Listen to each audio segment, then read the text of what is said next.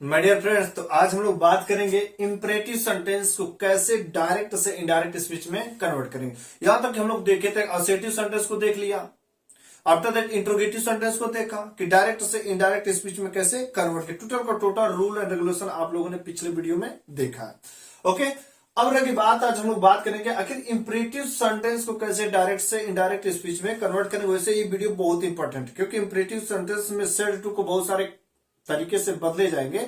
इस कारण से इसको पूरा का पूरा देखना एकदम कंपलसरी है। यदि आप बीच में छोड़ेंगे तो पक्का कंफ्यूज हो जाएंगे और चीजें कंसेप्ट क्लियर नहीं हो पाएगी। वैसे मैं नरेशन का जो पूरा का पूरा मैं वीडियो दे रहा हूं, 4 से 5 वीडियो होंगे, मैक्सिमम 4 होंगे, वो पूरा का पूरा देख लीजिए। पक्का गारंटी मैं देता हूं, किसी भी कंपटीशन एग्जाम में यदि यहां से क्वेश्चन उठ जाते तो बचने वाले नहीं है, सीधा उसके मुट्ठी में होगा, आपके अंडर में होगा। वो आपके 3 नंबर 4 नंबर जो है that mark is the compulsory for you. बहुत जरूरी है उसको हासिल करना, इस कारण से इसको देखना बहुत जरूरी है। ओके, तो डायरेक्ट से इनडायरेक्ट स्पीच में हम लोग इंपरेटिव सेंटेंस को कैसे चेंज करेंगे डायरेक्ट से इनडायरेक्ट स्पीच। सबसे पहले समझते हैं इंपरेटिव सेंटेंस होते क्या है। इंपरेटिव सेंटेंस वे होते हैं कि जहां पर ऑर्डर की बात आती है, जहां पर एडवाइस की बात आती है, जहां पर सजेशन की बात आती है, जहां पर रिक्वेस्ट की बात आती है, वहां पर इंपरेटिव सेंटेंस होते हैं।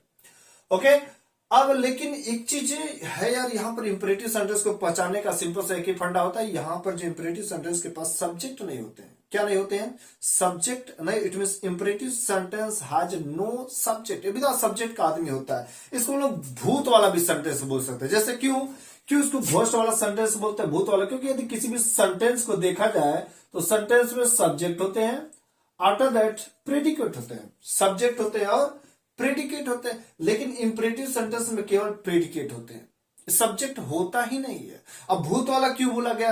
क्योंकि मान के चलते कि हमारा शरीर है और आत्मा है, शरीर है और आत्मा दोनों मिलकर के हमारी बॉडी चलती है। यदि आत्मा निकल गया तो शरीर भी ना चल सकती है, शरीर नहीं रहा तो आत्मा। ठीक है, वैसे यहां पर क्या होता है, आत्मा अगर निकल जाती है, शरीर जो है खत्म हो जाता है, उसकी कोई वैल्यू नहीं होती है।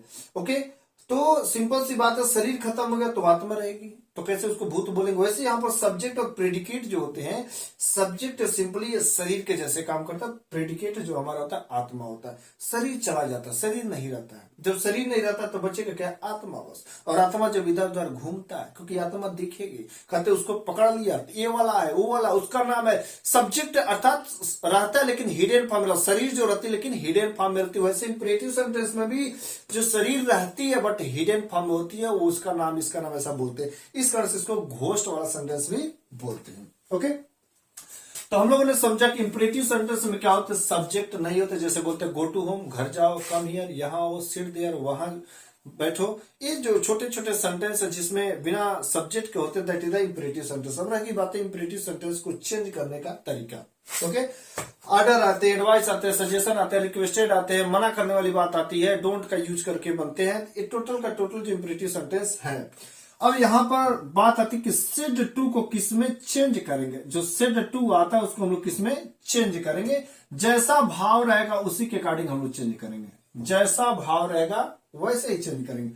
पहला जो सेड टू को हम लोग सिंपल सा ऑर्डर रहेगा तो उसको ऑर्डर्ड में चेंज कर देंगे। किस में चेंज करेंगे? ऑर्डर्ड में। यदि एडवाइस की बात आ जाती है तो एडवाइस्ड में चेंज कर देंगे। कमांड की बात आ जाती है तो कमांडेड में चेंज कर देंगे। ओके, सजेशन में बात आ जाती है तो सजेस्टेड में कर देंगे। रिक्वेस्ट में बात आ जाती है तो हम लोग रिक्वेस्टेड में बात कर देंगे। और एक मना करने वाली बातें आती है तो मना करने वाली बातें आती है तो वहां पर हम लोग फॉरबेट का यूज करते हैं, जिसको डोंट आता है, जहां पर डोंट आते हैं फॉरबेट का यूज करते हैं। ओके, तो ऑर्डर में चेंज करेंगे, advised, commanded, suggested, requested, forward. ये डिपेंड करता है कि हम लोग सेंटेंस को पढ़ेंगे और सेंटेंस को समझना चाहिए कि किस प्रकार के सेंटेंस है, उसके अकॉर्डिंग हम लोग चेंज करने चले जाते हैं। और यहां पर जो रह गई बात, कंजंक्शन क्या लगाएंगे यार? कंजंक्शन यहां पर बड़ा सिंपल सा एकदम छोटा सा चुल्लू भर का है, टू लगाते, टीओ। असेटिव सेंटेंस में दैट लगे थे। इंट्रोगेटिव सेंटेंस में एक जगह इफ या वेदर लगे थे या सेनो में, और उसमें डब्ल्यूएच वर्ड ही लगे थे। लेकिन यहां पर जो इंपरेटिव सेंटेंस देखो, छोटा सा 2 वर्ड का टीओ, टू एक कंजंक्शन का काम करेगा। तो इंपरेटिव सेंटेंस का जो कंजंक्शन तो बड़ा छोटा, चलो ठीक है, ये याद रहेंगे। लेकिन ये सेड टू को जो चेंज करने का तरीका, यही थोड़ा प्रोसेस लंबा है। लेकिन इसको 1 बाय 1 यदि हम लोग समझेंगे तो बड़े आसानी से समझते चलेंगे। ओके, एग्जाम्पल से लेके समझते हैं। जैसे देखो एग्जांपल से लेके यदि मैं यहां पर एक एग्जांपल लिखता हूं, मैं बोलता हूं कि आई सेड टू हिम, मैंने उससे कहा, open the door, open the door, मैंने उससे कहा दरवाजा खोलो, दरवाजा खोलो। और देखो आर्डर और एडवाइस और सजेशन में कैसे लोग डिफ्रेंशिएट करेंगे, कैसे समझेंगे कौन आर्डर वाला है कौन एडवाइस वाला है। देखो जो भी आर्डर वाले सेंटेंस रहेंगे ना, उसका पहले हिंदी का मतलब निकालेंगे, अपने लैंग्वेज में उसको ट्राई करेंगे समझने का। ओपन द डोर, दरवाजा खोलो। यदि उसका रिजल्ट जो उसका आउटपुट आएगा तो तुरंत फिनिश हो जाता है, जैसे ओपन द डोर, दरवाजा खोलो। यदि इसका जो रिजल्ट है उसका आउटपुट तुरंत खत्म हो जाएगा, दरवाजा खोल के फिर से आ जाएगा, सिंपल सी बात है। ऐसा तो नहीं हो सकता ना कि जाएगा दिन भर दरवाजा खोलता रहेगा, खोलता, ऐसा होगा क्या? नहीं ना। ओपन द डोर, दरवाजा खोलो, अर्थात जाएगा खोल के, सिंपल से काम है, कर दिया। हाँ, सिट हियर, यहाँ बैठो, दिन भर बैठता ही थोड़े रहेगा। सिट हियर, यहाँ बैठो, गो देयर, वहां, ये सब हमारे आर्डर वाले का जो आउटपुट होता है, जो काम होते हैं ना, तुरंत खत्म हो जाते हैं, ज्यादा लंबे समय के नहीं होते।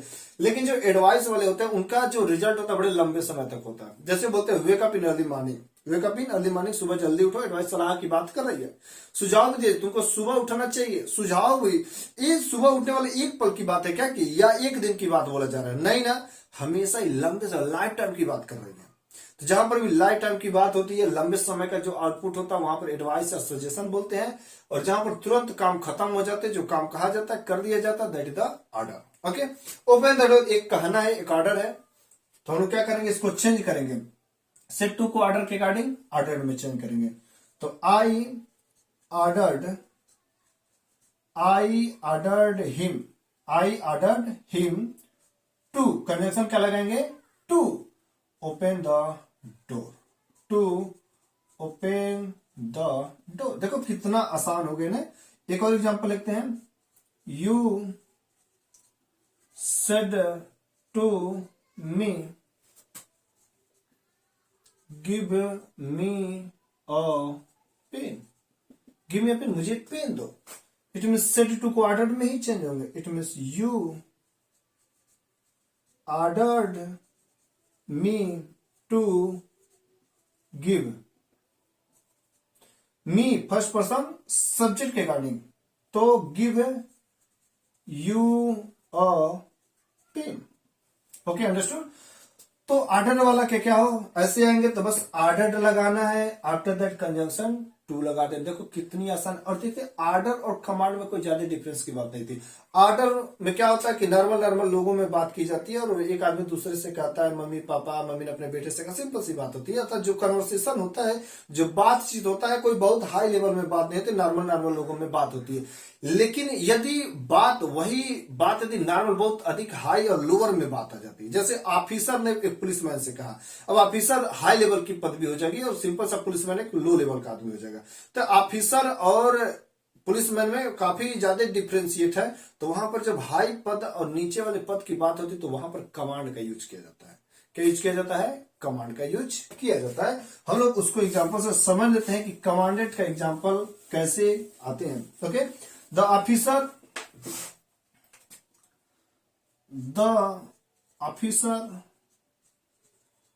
said to police, stand there, वहां खड़े रहो, stand there, वहां खड़े रहो। ऑफिसर ने पुलिस से कहा, अब बहुत बड़ा फासला है दोनों के बीच में, तो यहाँ पर सेड टू को ऑर्डर में ना कर, एक प्रकार से ऑर्डर ही दिया है, लेकिन थोड़ा लेवल बड़ा है, और वो बंदा जिसको कहा छोटा है, वहां पर कमांडेड। तो the officer commanded, the officer commanded police to stand there. Okay, जहां पर भी पदवी बड़ी और एकदम बहुत छोटे से बात की जाती है, वहां पर क्या होते हैं, हमारे ऑर्डर्ड ना यूज करके बल्कि कमांडेड का यूज किया जाता है। किसका यूज किया जाता है? कमांडेड का। तो हम लोगों ने ऑर्डर्ड का एग्जांपल देखा और कमांडेड का, राइट। और लोग थोड़ा एडवाइस का भी एग्जांपल देख लेंगे। यदि एडवाइस और सजेशन लगभग दोनों एक ही चीजें होती हैं, एडवाइस और सजेशन दोनों लगभग एक ही है। तो यहां पर समझते हैं, आई सेड टू पापा, मैंने पापा से कहा, walk in the park, park में टहलिए डेली, मैंने पापा को सलाह दिया कि भाई डेली पार्क में टहलिए। It means I advised papa to walk in the park daily. तो सेड टू को किस में चेंज किया? एडवाइस में। कंजंक्शन यहां पर क्या लगा? टू लगा, और कुछ है नहीं। I advised papa to walk in the park daily, right. हम लोग दूसरा एग्जाम्पल एक और देख लेते हैं। You said to me wake up in early morning. Wake up in early morning, सुबह जल्दी उठो या तुम्हें सुबह जल्दी उठना चाहिए। इट मीन्स यू एडवाइज्ड, या यहां पर सजेस्टेड भी लिख देते हैं। यू एडवाइज्ड और you suggested me to wake up in early morning. Wake up in early morning. देखो कितना सिंपल है। सेड टू को एडवाइज, आफ्टर दैट यहाँ पर कंजंक्शन जो छोटा सा लग रहा है, जो कंजंक्शन टू कितना सिंपल तरीके से बनते जा रहे हैं। तो हम लोगों ने किसका किसका देख लिया? ऑर्डर्ड का देखा, कमांडेड का देखा, एडवाइज्ड का और सजेस्टेड का। यहाँ पर थोड़े से एक और बात देखते हैं। जो ऑर्डर वाले थे उनका रिजल्ट जो बड़े जल्दी खत्म हो जाता है, लेकिन यहाँ पर एक दिन की बात नहीं। Walk in the park daily, मतलब डेली की बात है, लाइफ टाइम की बात है। तो लंबे समय की जहां पर बात होती है वो एडवाइस या सजेशन की बात होती है। तो हम लोगों ने 4 देख लिया। अब देखेंगे रिक्वेस्टेड वाले। क्या देखेंगे कि रिक्वेस्ट वाले सेंटेंस कैसे आते हैं। रिक्वेस्ट वाले सेंटेंस अलग अलग प्रकार के आते हैं। रिक्वेस्ट वाले सेंटेंस अलग अलग प्रकार के आते हैं, उसको समझना बड़ा ही जरूरी होता है, क्योंकि रिक्वेस्ट वाले सेंटेंस कंफ्यूज भी कर सकते हैं। कैसे आते हैं, क्या आते हैं। तो रिक्वेस्ट वाले जो सेंटेंस होते हैं ना भाई, वो हमारे उनकी शुरुआत ही कुछ अजीब तरीके से होती है। रिक्वेस्ट वाले सेंटेंस की शुरुआत हो सके प्लीज से हो सके काइंडली से हो, या हो सके हमारा कुड से शुरू हो। प्लीज से शुरू हो या काइंडली से शुरू हो या कुड से यदि शुरू होते हैं, वो हमारे सेंटेंस रिक्वेस्ट में आते हैं, और वहां पर हम लोग रिक्वेस्टेड में चेंज कर देते हैं। किस में चेंज करते हैं? रिक्वेस्टेड में चेंज करते हैं। हम एग्जाम्पल के माध्यम से बड़े सिंपली तरीके से समझ सकते हैं। जैसे लिखते हैं, I said to him please help me. Please help me. देखो प्लीज आया, कृपया मेरी सहायता कीजिए। तो आई सेड टू को रिक्वेस्टेड में, आई रिक्वेस्टेड हिम टू। अब प्लीज की कहानी खत्म, प्लीज नहीं लगेंगे, क्योंकि प्लीज का सेंस कौन दे दिया? Requested. I requested him to help. देखो मी फर्स्ट पर्सन सब्जेक्ट के अकॉर्डिंग, अपना ही आदमी है, कोई टेंशन नहीं है, चेंज ही नहीं होगा। फर्स्ट पर्सन का फर्स्ट पर्सन है, मैच करके नहीं चेंज होंगे। I requested him to help me. Okay, दूसरा example, you said to me please go with him. Go with him. और देखो यू सेड टू मी, तुमने मुझसे कहा, प्लीज आगे रिक्वेस्टेड लगेंगे। You requested me to, please की कहानी खत्म, go with him. I requested, sorry, you requested me to go with him. तो यहाँ एक चीज देख रहे हैं कि प्लीज यदि आ रहा तो प्लीज ऐसा नहीं कि उसको रिपीट करना, नहीं रिपीट करना, बिल्कुल रिपीट ही नहीं करना, बस उसको क्या करना है, उसके जगह पर रिक्वेस्टेड काम आ रहे हैं। तो रिक्वेस्टेड का सेंस दे दे रहा है कि कहीं ना कहीं अगला वाला जो था डायरेक्ट स्पीच में उसमें प्लीज के भाव आ रहे थे। ओके, तो you requested me to go with him, ये प्लीज थे। अब यदि काइंडली आते हैं तो काइंडली कैसे आते हैं देखते हैं। Student said to teacher, kindly give me leave. Kindly give me leave. तो student requested teacher to give first person subject, give him leave, give him leave. एक और एग्जाम्पल समझते हैं। पापा said to police kindly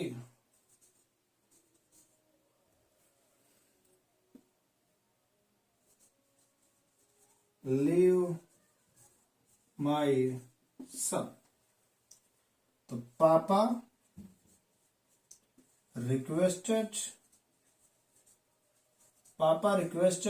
police, क्या लगाएंगे, to, इनकी कहानी खत्म, leave, leave first person subject, leave his son. यहां पर काइंडली भी यदि आ रहा है तो हमको काइंडली भी इसको लिखना ही नहीं है, जैसा प्लीज था वैसे उसको काइंडली नहीं लिखना है।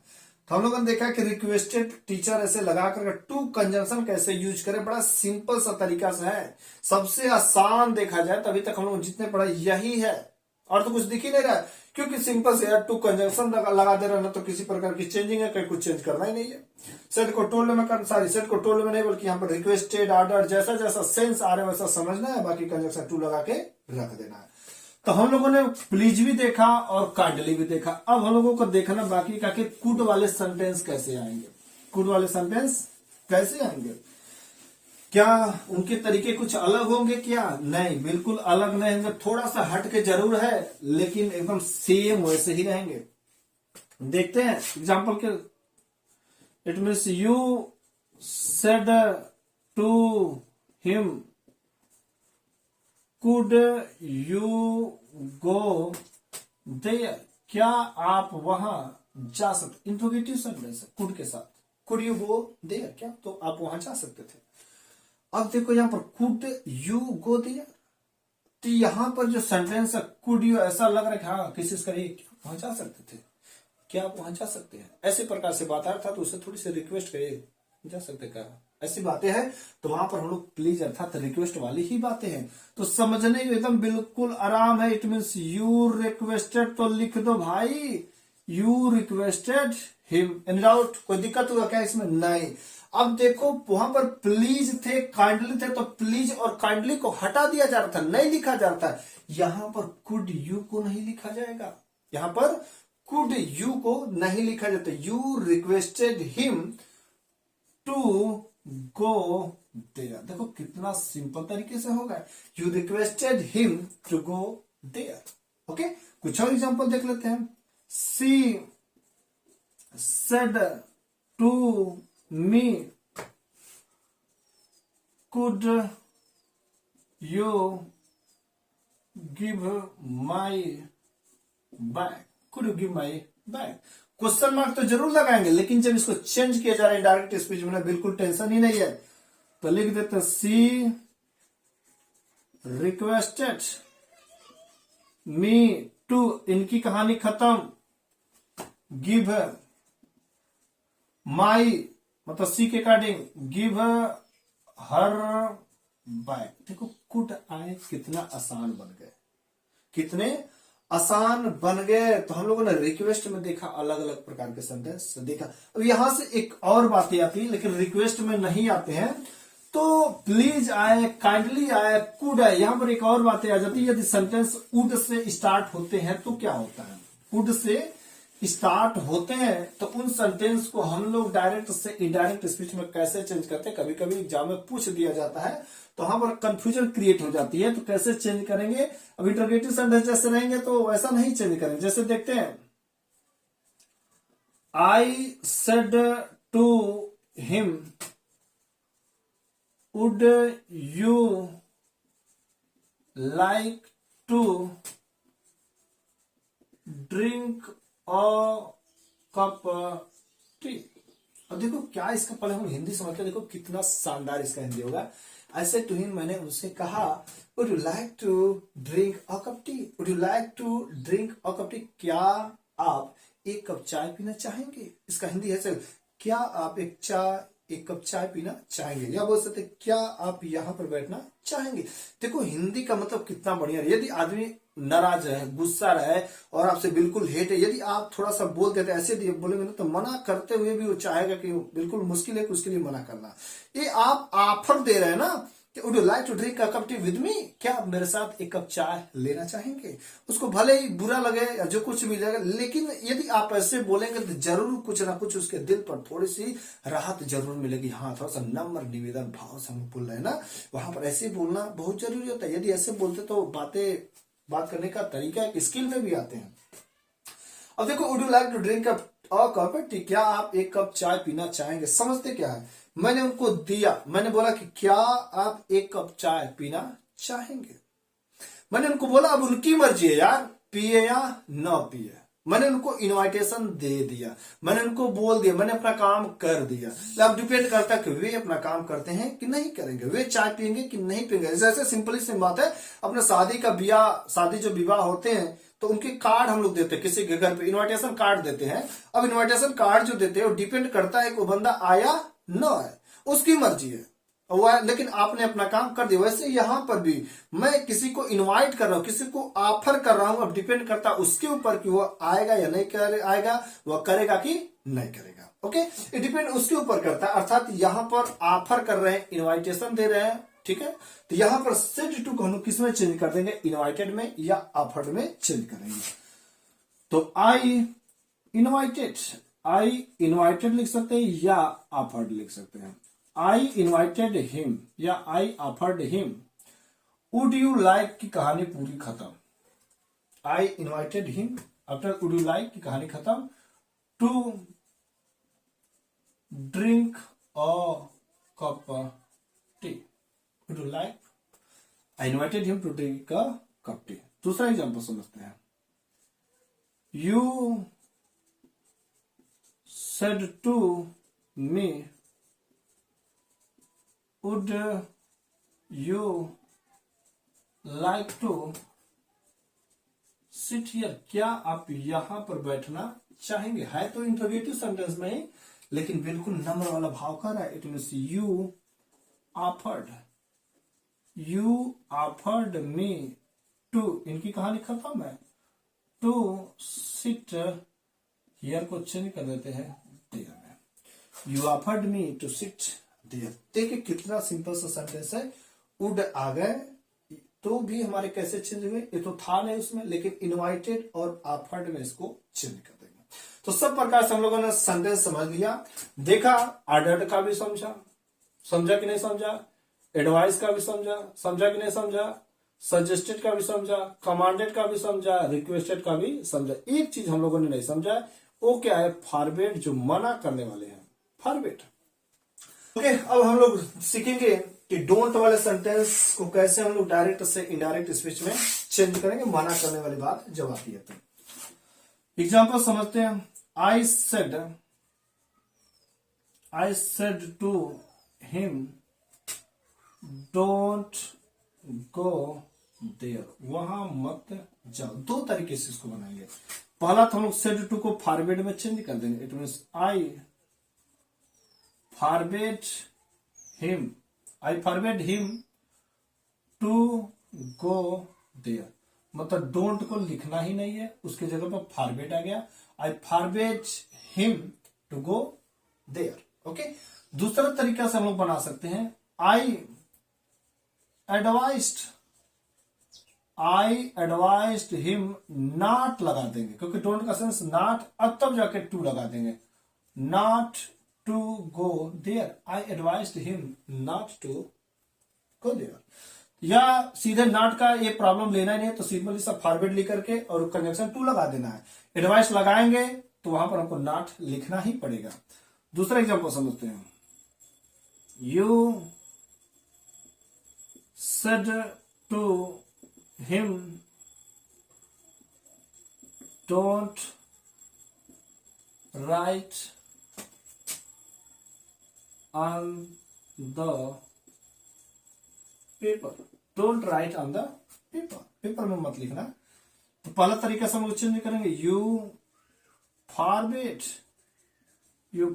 Him to write on the paper, या इसी को हम लोग ऐसे बना सकते हैं, you advised him not to write on the paper, write on the paper. तो जो आसान लगे आप लोग उस तरीके से बना सकते हैं। हमको तो आसान भाई फॉरवर्ड वाला लग रहा है, फॉरवर्ड जैसे लगाएंगे नॉट उट का टेंशन ही नहीं है, बस कंजंक्शन टू लगाओ काम खत्म। बस याद रखना है कौन सा होगा डोंट वाले सेंटेंस में फॉरवर्ड। अब फॉरवर्ड नहीं याद आ रहा है तो तब को मेरे को ऐसे बनाना पड़ेगा, नॉट लगा करके मेरे को बनाना होगा। तो जहां पर भी डोंट वाले सेंटेंस आते हैं तो हम लोग ऐसे इस तरीके से चेंज कर देते हैं। ओके, तो जैसे ही हम लोग चेंज करेंगे तो वहां पर डोंट वाले सेंटेंस को बड़ी आसानी से डायरेक्ट से इनडायरेक्ट स्पीच में कन्वर्ट हो जाते हैं। और अब हम लोग चलते हैं इस तरीके से, हमारा इंपरेटिव सेंटेंस भी खत्म हो गया, लेकिन इंपरेटिव सेंटेंस में कुछ और कॉन्सेप्ट रह जाते हैं। इंपरेटिव सेंटेंस में एक और कॉन्सेप्ट आता है जो लेट वाले सेंटेंस होते हैं, ये भी हमारे इंपरेटिव सेंटेंस में ही आते हैं। लेट वाले जितने सेंटेंस होते हैं हमारे इंपरेटिव सेंटेंस वाले होते हैं। अब देखो लेट वाले दो तरीके से आते हैं। जो लेट वाले होते हैं वे दो तरीके से आते हैं, एक आते हैं लेट के सेंस में, आफ्टर दैट दूसरा हमारा आता है लेट्स के सेंस में।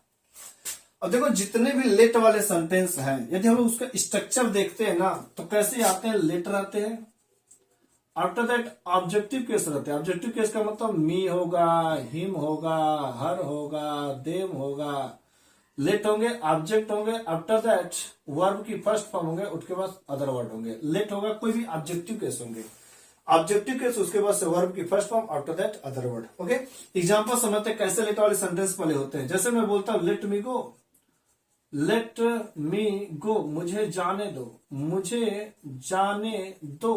अब देखो लेट मी गो, मुझे जाने दो, देखो लेट लिखे, आफ्टर दैट ऑब्जेक्टिव केस लिखे, वर्ब की फर्स्ट फॉर्म लिखे, अदर वर्ड आता let me go to school, मुझे स्कूल जाने दो, ऐसी बातें आती हैं। अब हम लोग ऐसे भी लिख सकते हैं let him teach, let him teach, उसे पढ़ाने दो। क्या होगा, लेट हिम टीच मतलब उसे पढ़ाने दो, कुछ करने दो। Okay, let her cook the food, उसे खाना बनाने दो, let her cook the food, उसे खाना बनाने दो। Late them play, late them play the football, play the football, उन्हें फुटबॉल खेलने दो, उन सबको फुटबॉल खेलने। देखो कुछ करने दो बात आती है तो वहां पर लेट का यूज देखो कैसे के, लेकिन कॉन्सेप्ट वही है। लेट के बाद मेरे को ऑब्जेक्टिव केस लिख रहा है, it mean me, him, her, them, objective case ही आ रहे हैं। अब हमारे एक और कंसेप्ट आते हैं तो वहां पर जो उसका जाने दो, कुछ करने दो, खाने दो, पीने दो, हंसने दो, उठने दो, बैठने दो, वहां पर उस प्रकार से मतलब नहीं आएगी। वो है हमारे सेंटेंस लेट्स वाले। लेट्स वाले जैसे मैं बोलूंगा let us go to market, let us go to market, let us go to market, इसका मतलब होगा कि चलो बाजार चलते हैं। यहां पर दे का सेंस में नहीं है करने दो, खाने दो, जाने दो, ऐसा नहीं सेंस आएगा। लेट्स वाले सेंटेंस में let us go to market, चलो बाजार चलते हैं। ओके, दूसरा कैसे होगा, लेट अस टीच हिम, चलो उसे पढ़ाते हैं। Let us learn English, let us learn English, चलो इंग्लिश सीखते हैं।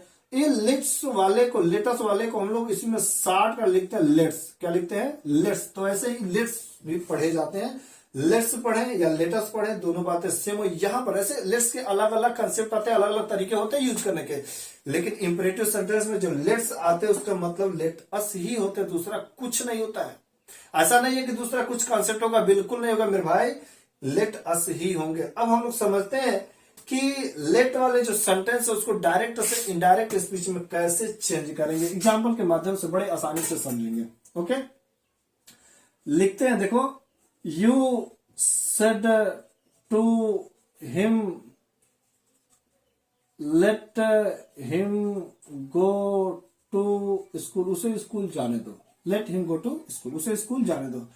अब देखो यहां पर क्या बातें हैं, यू सेड टू हिम, तुमने उससे कहा let him go to school, यार उसे स्कूल जाने देगा, let him go to school, उसे स्कूल जाने देगा। अर्थात कोई ऐसा बंदा है, ऐसा लग रहा है कि कोई उसे रोक रहा है, तो स्कूल जाने दो, उसे छोड़ दो, छोड़ दो, छोड़ दो, जाने दो, let him go to school, उसे स्कूल जाने दो। किसी से भी रिक्वेस्ट किया जा रहा है, उससे थोड़ी सी विनती की जा रही है, लेट मी टीच, मुझे पढ़ाने दो। कोई मैं पढ़ा रहा हूं, कोई रोक रहा है तो उससे बोलेंगे लेट मी टीच, मुझे पढ़ाने दो, डिस्टर्ब मत करो, लेट मी टीच, मुझे पढ़ाने दो।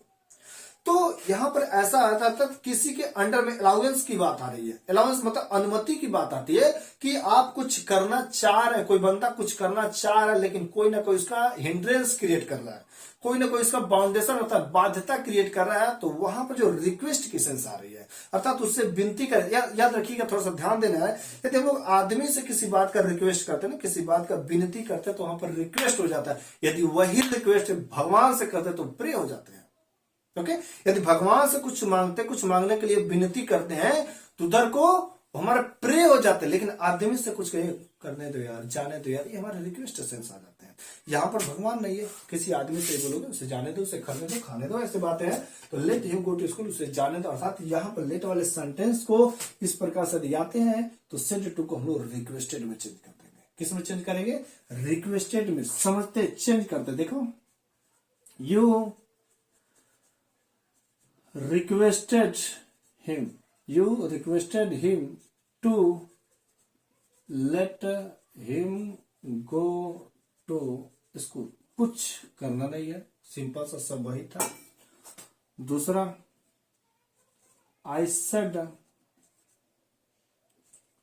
to him let me teach, मुझे पढ़ाने दो। It means I requested him to let me, लेकिन मी यहां पर कुछ चेंज होगा, फर्स्ट पर्सन सब्जेक्ट नहीं होगा चेंज। लेट मी टीच है। तीसरा, she said to them let them play, उन्हें खेलने दो। तो she requested them to let them play. She requested them to let them play. तो जहां पर लेट वाले जो सेंटेंस आ रहे हैं तो सिंपल सा लेट के बाद यदि हिम आते हैं, हर आते हैं, मी आते हैं, देम आते हैं, तो यहां पर जो सेंटेंस में सेड टू को रिक्वेस्टेड में ही चेंज करके आफ्टर द कंजंक्शन टू का यूज कर दिया जाए, सिंपल से बन जा रहे हैं। तो लेट के बाद याद रखिएगा, लेट्स वाले नहीं, वाली लेट के बाद मी आते हैं, हिम आते हैं, हर आते हैं, देम आते हैं। इन प्रकार के सेंटेंस को हम चेंज कर देंगे, रिक्वेस्टेड में लिख देते हैं। लेकिन यदि वहीं पर लेट्स आ जाता है तो देखो यार, यहाँ पर थोड़ा सा लफड़ा खड़ा हो जाता है। ऐसा नहीं कि लेटेस्ट वाला जो आएगा तो उसको भी हम लोग रिक्वेस्टेड में चेंज कर देंगे। बिल्कुल मत करना, गलत हो जाएंगे। समझने की बात है, थोड़ा सा बस ध्यान रखेंगे तो बड़े आसानी से कंसेप्ट क्लियर होते जाएंगे। वैसे लेट्स वाले सेंटेंस बड़े ही इंपॉर्टेंट है, बड़े ही कंफ्यूजन टॉपिक क्रिएट करते हैं। 1 से 2 एग्जाम्पल समझ लो, आफ्टर दैट लेट्स वाले एग्जाम्पल एकदम चुटकियों में कटाकट तुरंत चेंज करेंगे। हाँ, कुछ ऐसा मैं ट्रिक भी बता दूंगा कि कैसे क्या चेंज हो रहे हैं, बस क्या क्या तरीके हैं, क्या चेंज होंगे, बस याद रखिएगा। तो लेट्स वाले सेंटेंस आपको दिमाग में एकदम आज फिट हो जाएगा। इसको देख लेते हैं। ओके, एग्जाम्पल समझते हैं। लिखते हैं जैसे यू सेड टू मी, पूरा पूरा लिखते हैं। Let us go to market. I लिखते हैं, I said to him let us play volleyball. Let us play volleyball. We said to her let us learn English. He said to them,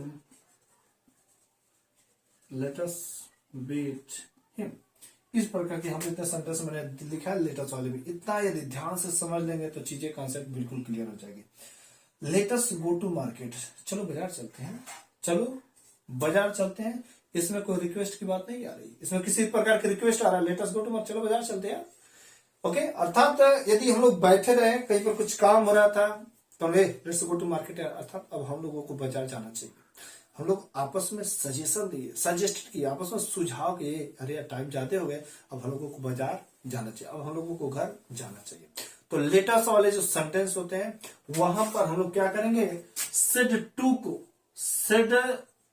to को हम लोग change करेंगे suggested में। किसमें change करेंगे, suggested में। यहां पर जो कंजंक्शन क्या लगाएंगे, कंजंक्शन दैट लगाएंगे और सेंटेंस को शुड के साथ कन्वर्ट करके बनाया जाएगा। यहां पर थोड़ी सी चेंजिंग देखो, अजीब गरीब है। सेड टू को सजेस्टेड में, ऐसा नहीं रिक्वेस्टेड में, चलो ठीक है, लेकिन कंजंक्शन यहां पर दैट लग जा रहा है इंपरेटिव का, फॉलो कर रहा, किधर का, असेटिव का। देखो एक चीज भाई याद रखना, जहां पर भी कंजंक्शन दैट आ जाए उसके बाद वाला सेंटेंस हमेशा असेटिव में ही होंगे, अर्थात सब्जेक्ट होंगे, वर्ब होंगे, ऑब्जेक्ट होंगे। असेटिव सेंटेंस में सब्जेक्ट से कहानी शुरू होगी, दैट के बाद जब भी कहानी शुरुआत होगी तो सब्जेक्ट से ही कहानी शुरुआत होगी। तो सब्जेक्ट से तो कहानी शुरुआत होगा, अर्थात तो सेंटेंस हमारे शुद्ध वाले सेंटेंस से बनेंगे। ओके, बनाते पहले यू सेड टू मी, ध्यान से एक से दो एग्जाम्पल समझना। यू सेड टू को किस में चेंज किया मेरे भाई, सजेस्टेड में। एकदम ध्यान से आंखें खोल के देखो, यू सजेस्टेड मी, क्योंकि दैट लगा दिया, क्योंकि कहा सेड टू को किस में चेंज करना, सजेस्टेड में। मी कंजंक्शन क्या लगा, दैट। अब देखो कह रहा है कि सब्जेक्ट आएंगे दैट के बाद, और आफ्टर दैट आएगा शुड, क्योंकि वाला शुड वाला, लेकिन सब्जेक्ट यहां पर यदि अस हम लोग यहां पर लिखते हैं, अस तो ऑब्जेक्टिव केस में हो जाएगा ना, लेकिन सब्जेक्ट उसका सब्जेक्टिव केस। तो अस का यदि हम लोग सब्जेक्टिव केस देखते हैं तो वी होगा, क्या होगा, वी होगा। तो क्या यहां पर वी रख देंगे, हाँ वी रखेंगे, लेकिन वी रख देंगे, फर्स्ट पर्सन का आदमी है और फर्स्ट पर्सन का चेंजिंग सब्जेक्ट के अनुसार है, फर्स्ट पर्सन का प्लूरल केस है। सेकेंड पर्सन का प्लूरल कुछ होता है क्या, सेकेंड पर्सन का प्लूरल यू अकेले ही है, सिंगुलर में भी काम करता है, प्लूरल में भी काम करता है। तो फर्स्ट पर्सन की चेंजिंग किसके अकॉर्डिंग होगी भाई, सब्जेक्ट के अकॉर्डिंग। तो यू का सब्जेक्टिव केस क्या होता है, यू ही होता है। और मैंने बोला शुड के साथ बनेगा, it means you should go to market. ये बड़ा समझते हैं। अस है, मैंने बोला कि दैट के बाद जो भी सेंटेंस लिखे जाते हैं सब्जेक्ट से शुरुआत होते हैं। जब भी कंजंक्शन दैट आएंगे, सब्जेक्ट हमारा अस तो लिखा जाएगा, लेकिन ऑब्जेक्टिव केस में, तो अस का सब्जेक्टिव के जुड़े वी हुआ, लेकिन वी फर्स्ट पर्सन की चेंजिंग सब्जेक्ट के अनुसार, तो यू का यू हो गया। Okay, you should go to market. अब देखो इधर को अस मैं चेंज करता हूं, I said to him let us play volleyball. It means I suggested him, लगा दिए भाई कंजंक्शन दैट। अस का वी होगा, लेकिन अस का वी होगा तो फर्स्ट पर्सन की चेंजिंग सब्जेक्ट के अनुसार, सब्जेक्ट अपना ही आदमी है, इट मीन्स यहां पर वी का वी ही हो जाएगा, we should play volleyball, we should play volleyball. We said to her, it means we said को सजेस्टेड में, we suggested her that. Us का सब्जेक्टिव केस वी होंगे, क्योंकि फर्स्ट पर्सन की चेंजिंग सब्जेक्ट कौन सा, सब्जेक्ट अपना ही आदमी है, it means we should learn English.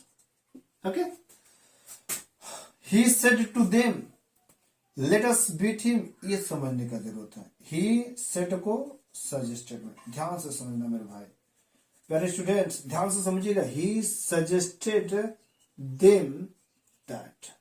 अब देखो अस का लिखा जाएगा वी, लेकिन फर्स्ट पर्सन की चेंजिंग सब्जेक्ट के अनुसार ही है।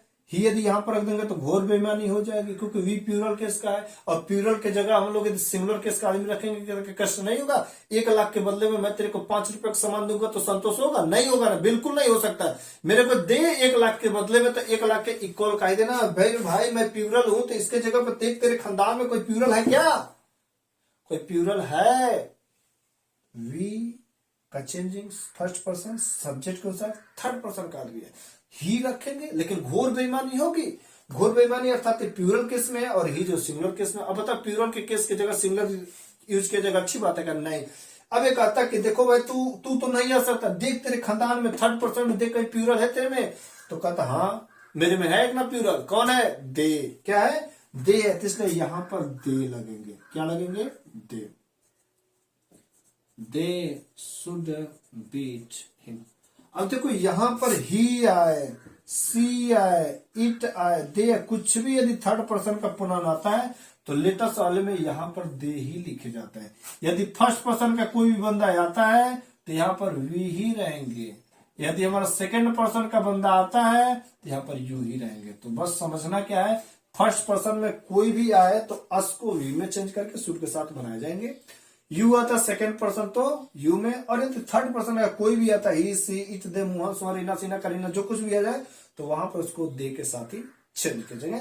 ये हमारे थे लेट वाले सेंटेंस और लेटेस्ट वाले। तो लेटेस्ट वाले सेंटेंस जो बिल्कुल थोड़े से हट के थे, इसके तरीके थोड़े से हट के बनाने के तरीके अलग है, तो इसको ध्यान से थोड़े से समझने की जरूरत, थोड़ा सा कंसंट्रेट करने की जरूरत है। यहाँ पर लेटेस्ट वाला सेंटेंस बड़े आसान से आप लोग समझ जाएंगे। थोड़ा सा इस वीडियो को पॉज करके बैक करके देख लीजिए कहां से कंसेप्ट कैसे हुआ, कैसे चेंज हो रही है। यहाँ पर दे ही थोड़ा सा कंफ्यूज क्रिएट करता है, इसको समझ लेना बहुत जरूरी होता है।